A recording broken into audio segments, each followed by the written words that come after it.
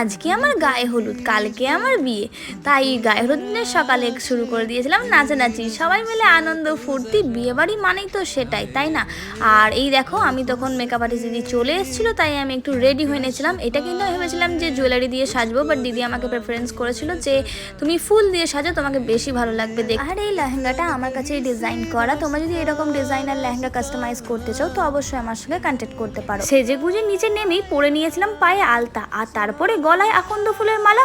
ও বাবা, আমার তো লাঞ্চই করা হয়নি, তখন ঘড়ির কাঁটায় 2:30। এবারে আমরা যদি খাওয়া দাওয়া না করি আমার খেতে খেতে কিন্তু সেই সন্ধে হয়ে যাবে, তাই সেই ফাঁকে একটু খাওয়া দাওয়াটা সেরে নিয়েছিলাম। খেয়ে উঠেই দেখি বরযাত্রীর গায়ে চলে এসছে গায়ে হলুদ নিয়ে। চলো তাহলে আবার নাচ শুরু করে দিয়েছি।